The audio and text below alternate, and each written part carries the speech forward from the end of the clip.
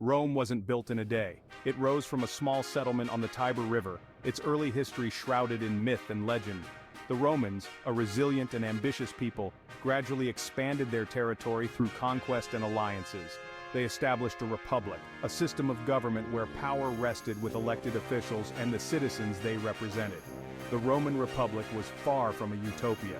It was a society built on hierarchy, where patricians, the wealthy elite, held most of the power.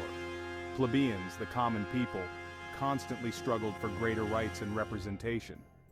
Yet the Republic's system of checks and balances, with its consuls, senate, and assemblies, ensured a degree of stability and prevented any single individual from seizing absolute power.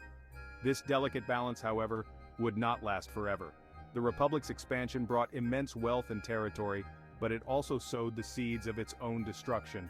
The influx of slaves and the widening gap between rich and poor created social unrest.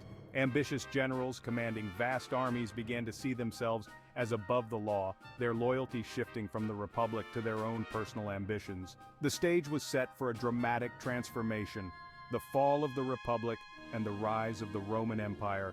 As Rome's territory expanded, so did its problems. The Republic's institutions, designed for a small city-state, struggled to govern a vast empire. Corruption became rampant, as officials enriched themselves at the expense of the people. The Senate, once a bastion of wisdom and experience, became divided by factionalism and personal rivalries. Social unrest grew as the gap between rich and poor widened. Landless farmers, displaced by slave labor and large estates, flocked to the cities, swelling the ranks of the urban poor. This volatile population became easy prey for ambitious politicians who promised them bread and circuses, food and entertainment in exchange for their support. The Roman army, once a citizen militia, transformed into a professional force, loyal not to the Republic, but to their generals. These generals, seasoned in war and hungry for power, became increasingly influential in Roman politics.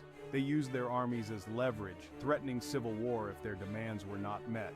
The Republic was teetering on the brink of collapse, its foundations weakened by internal divisions and the ambitions of powerful individuals.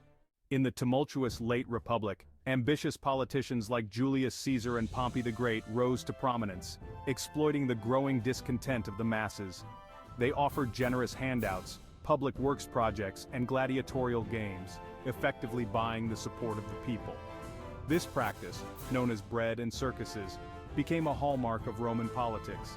These populist leaders, while providing temporary relief to the masses, ultimately weakened the Republic further.